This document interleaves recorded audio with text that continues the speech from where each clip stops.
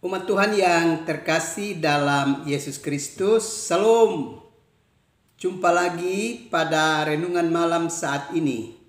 Karena itu dari Pastori 4, Jemaat Koinonia, saya menyapa umat Tuhan, salam damai sejahtera. Saya mengajak kita, baiklah kita menyatakan syukur kita kepada Tuhan dan mendengarkan kebenaran firman-Nya. Mari kita berdoa.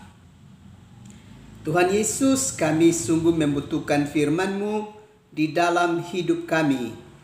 Karena itu datanglah dan memberkati kami sekalian.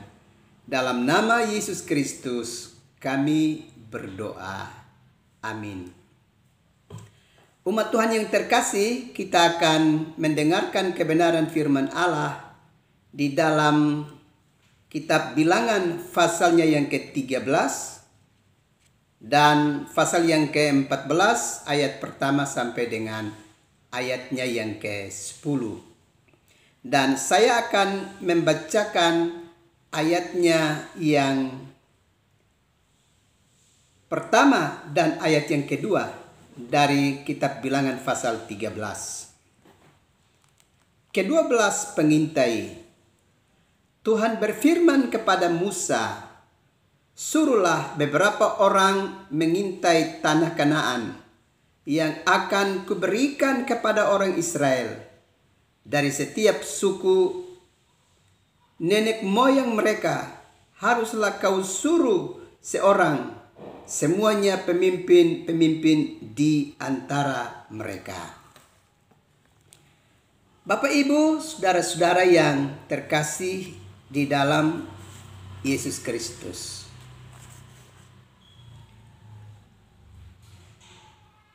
Kita harus menyadari secara sungguh bahwa Allah sudah merancang masa depan yang indah dan menjadi bagian bagi kita umat percaya. Dan untuk meraih masa depan yang sudah Tuhan persiapkan bagi kita, kita mesti mengalami sebuah proses dan tahapan hidup yang harus terus kita alami dan lalui dalam rangka untuk mengalami dan menerima serta menikmati apa yang sudah Tuhan sediakan bagi kehidupan kita. Dan di dalam proses tersebut kita akan menghadapi banyak cobaan dan banyak tantangan di dalam proses hidup yang mesti kita lewati. Dan semua keadaan tersebut bisa akan mencoba untuk menghalangi proses dan perjalanan hidup kita untuk mendapatkan apa yang sudah Tuhan janjikan bagi hidup kita. Manakala kita tidak dapat mengatasi berbagai tantangan dan cobaan itu dan mengurung niat kita untuk melanjutkan perjalanan dan proses yang mesti kita jalani untuk menggapai masa depan yang sudah Tuhan sediakan bagi kita. Karena itu, sebagai umat yang percaya dalam proses hidup tersebut, kita mesti tetap bersandar kepada Tuhan sebagai pribadi yang telah berjanji untuk menganugerahkan kepada kita bagian terindah di dalam hidup kita. Dengan bersandar kepada Tuhan, maka Ia akan memampukan kita, menolong kita dan mendampingi kita untuk mengalami dan menikmati apa yang sudah Tuhan janjikan bagi kita sekalian. Karena itu mari kita belajar proses hidup dari bangsa Israel untuk memasuki negeri Kanaan yang sudah Tuhan janjikan bagi mereka. melalui bilangan pasal yang ke-13 dan 14 ini. Bapak Ibu semua, kita semua ingat bahwa Allah sudah berjanji kepada Abraham dalam kitab Kejadian pasal yang ke-17 bahwa negeri yang dia diami sebagai orang asing itu kelak akan dia berikan kepada keturunannya. Itu berarti Kanaan adalah sebuah negeri yang sudah Tuhan janjikan menjadi bagian bagi kehidupan umat Israel. Karena itu kita bisa melihat proses yang Tuhan kerjakan bagi kehidupan umat Israel. Tuhan membebaskan mereka dari rumah perbudakan dan mengantarkan mereka melalui Musa melewati padang gurun, dan ketika mereka tiba di padang gurun Paran, di situ Allah mengingatkan kepada Musa supaya mengirim para pengintai untuk mengintai negeri yang sudah dia janjikan dan berikan kepada mereka. Musa mengikuti perintah Tuhan dan kemudian menyuruh 12 orang sebagai yang mewakili keseluruhan umat Israel dari 12 suku Israel itu untuk mengintai tanah Kanaan. Dan kita bisa dapat lihat di sini bahwa setelah 40 hari 12 pengintai itu mengintai tanah Kanaan, maka mereka boleh kembali dan membawa berita bagi kehidupan Musa dan Harun dan segenap umat Israel.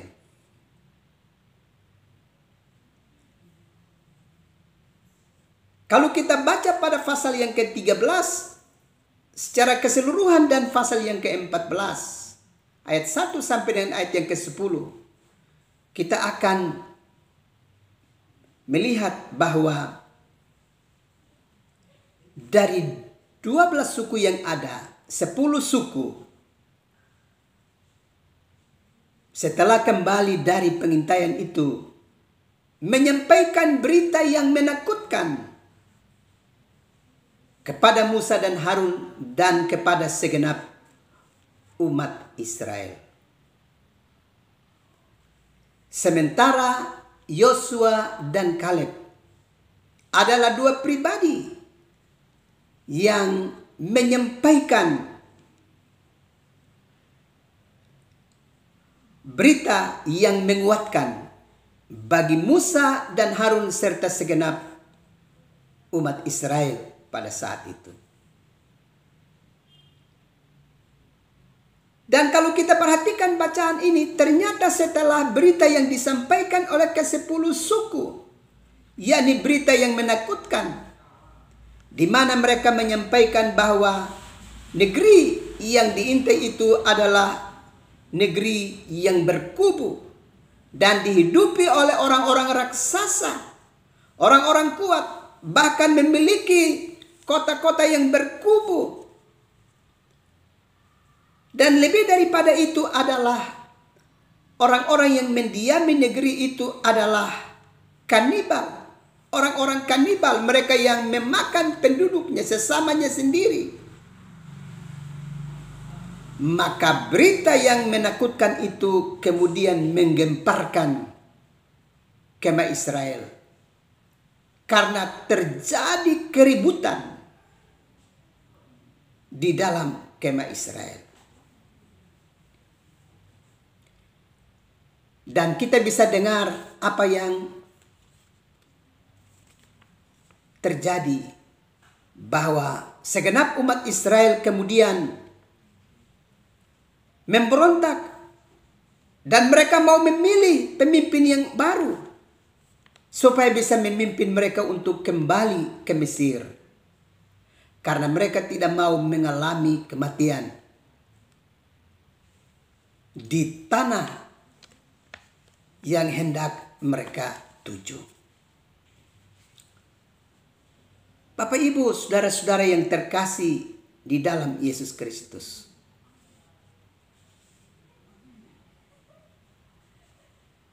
Kalau kita memperhatikan bagian ini dengan seksama,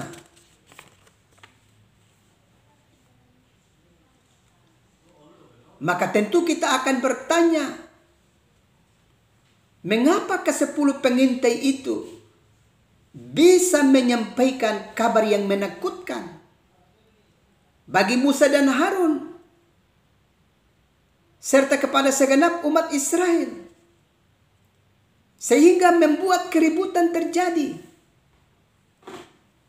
dan malah segenap umat Israel itu hendak kembali ke Mesir. Mereka tidak mau melanjutkan perjalanan dan merebut Kanaan sebagai bagian di dalam hidup mereka. Memang kalau kita belajar di dalam kitab Kejadian pasalnya yang ke-49, dan kita coba melihat latar belakang dari 10 pengintai itu, suku-suku itu adalah memang suku-suku yang memiliki karakter hidup yang amat berbeda dengan kedua suku lainnya, yakni suku Yehuda.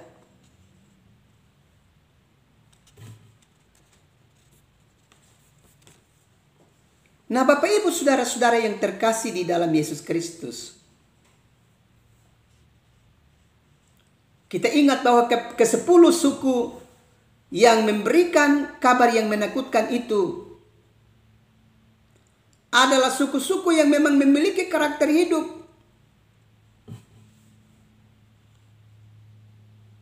yang sekarang ditampilkan kembali oleh ke-10 orang yang mewakili mereka sebagai pribadi-pribadi yang diutus untuk mengintai tanah Kanaan.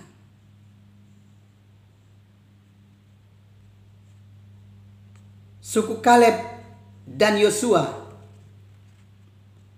adalah suku pemberani,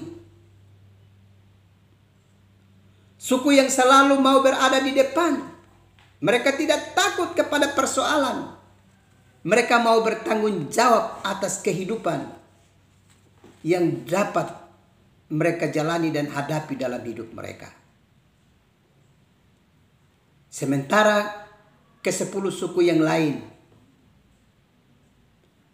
memiliki karakter hidup antara lain, mereka adalah pribadi-pribadi yang tidak mau merepotkan diri dengan berbagai keadaan hidup. Mereka hanya mau ikut rame saja. Mereka memang sudah terbiasa dengan menghina akan Tuhan. Misalnya kita ingat suku Dan adalah suku yang membawa Israel pada penyembahan berhala.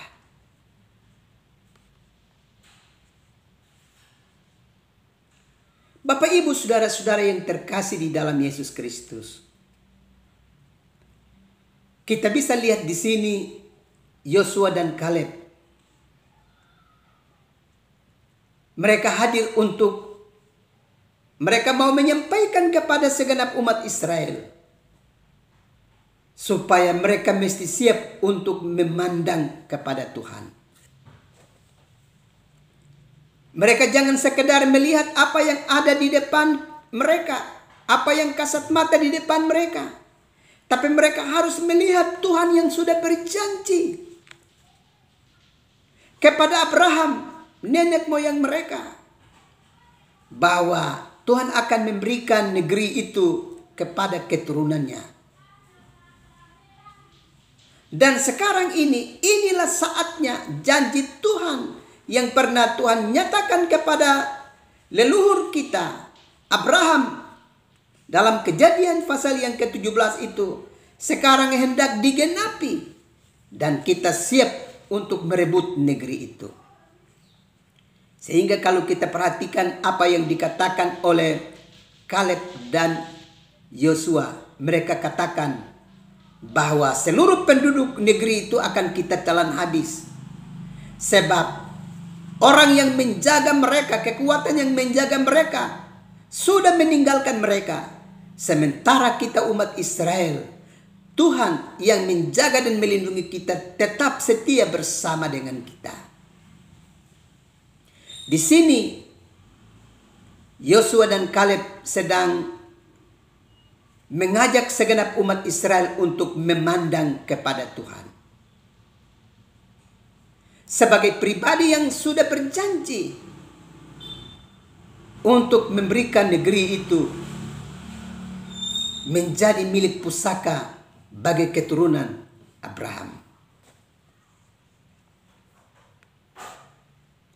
Di sini kita melihat bahwa Yosua dan Kaleb memiliki mata yang memandang sungguh kepada Tuhan sebagai sumber pemilik hidup dan pemilik segala sesuatu di dalam dunia ini.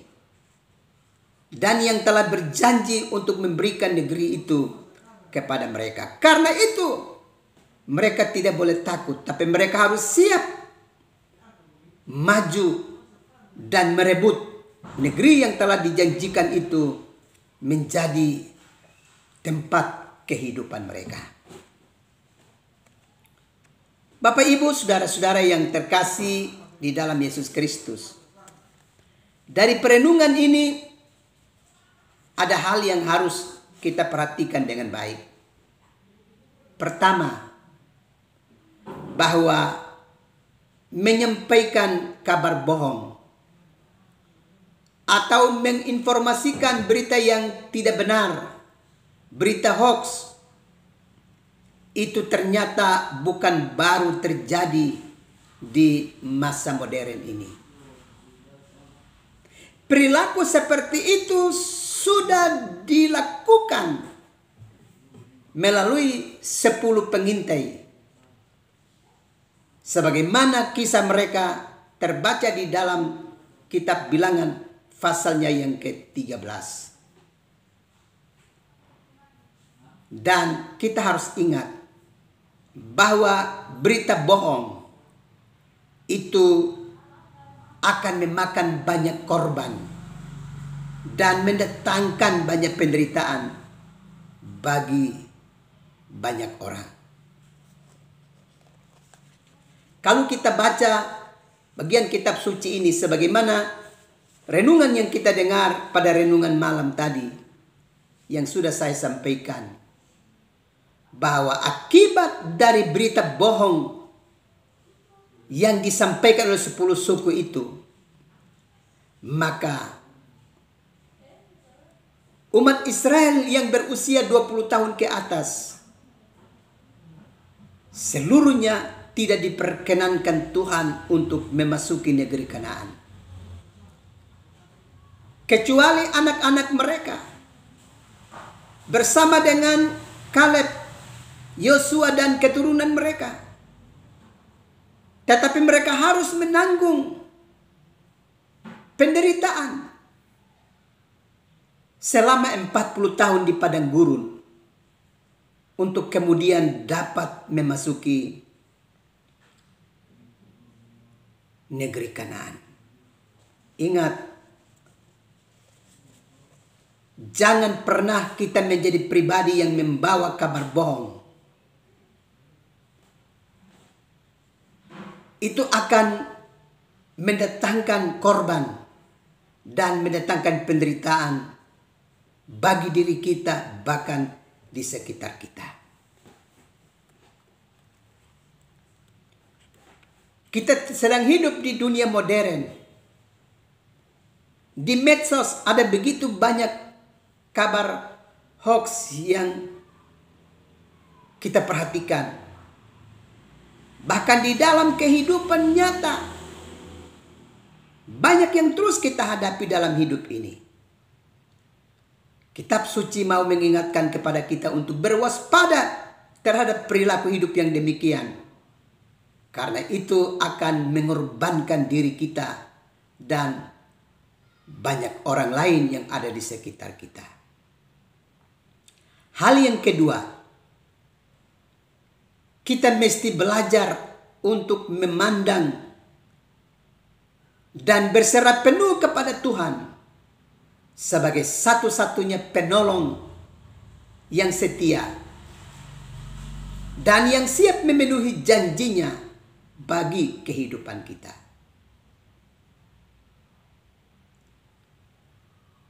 Yosua dan Kaleb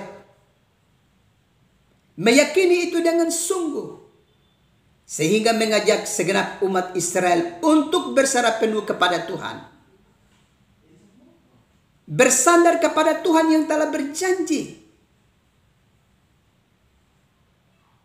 Dan dengan demikian, kita akan terus mendapatkan perhatian dan pembelaan dari Tuhan di dalam hari-hari hidup kita.